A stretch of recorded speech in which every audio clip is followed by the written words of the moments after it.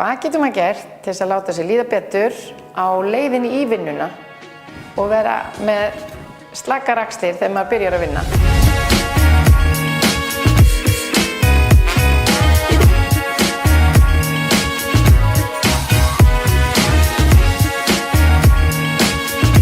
Til dæmis að hreyfa sig aðeins áður maður fer í vinnuna. Annaðhvort fara í sund og heitu pottana eða koma gangandi, ganga smá spöl, leggja bílnum lengri í burtu, ganga rösklega úr strætó án þess að halda á símanum, hreyfa báðar axlir, báðar hendur. Svo mjög mikilvægt að vera hlýtt. Það ekki alltaf hlýtt á Íslandi, þá þarf maður að klæða sig vel. Til dæmis að vera með vettlinga. Þá kemur minni spenna í herðarnar, þá maður slakari og vera með trefil.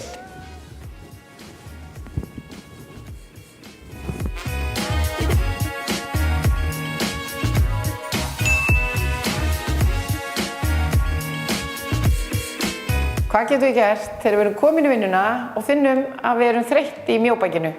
Það er hægt að breyta vinnustellingu. Ef við erum búin að standa og gerum við eitthvað annað.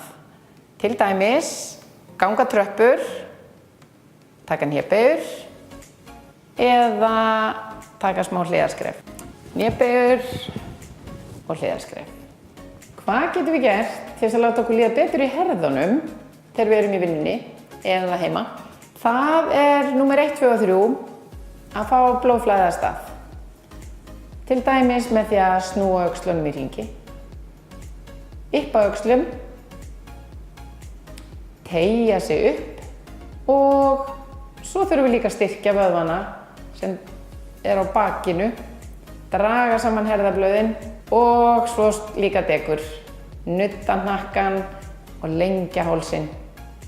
Hvað getum við gert til þess að láta okkur líða betur í framhandleggjónum og fingrunum? Við viljum helst hreyfa okkur fjölbreytt og þá þurfum við að gera öfugt við það sem við erum að gera í vinnunni. Við skulum hreyfa fingurna í allar áttir, nudda svolítið vel, báðum megin við olnbogann, niður framhandlegginn og lófann og svo teygja, bæði á fingrunum og framhandleggsvöðvunum.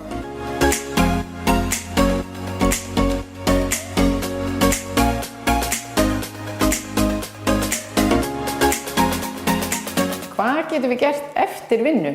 Það er margt í boði. Best að hafa þetta bara einfalt. Að hvíla sig með því að hafa hrygginn langan, til dæmis með því að liggja á gólfinu með púða undir hnjánum og einbeita sér að því að hafa ekki kodda, heldur lengja hálsina aftan. Það má alveg nudda og lengja svo aftur. Svo er það að fara í gönguferðir. Það þarf ekki að fara langt og ekki að fara hratt, en best að sleppa því að halda á hlutum, vera með handleggina bara frjálsa og svo er það að fara í heitu pottana. Annaðhvort heitt bað eða heitu pottana í laugunum, mýkja upp vöðvana og gefa þeim smá pásu. Gangi ykkur vel!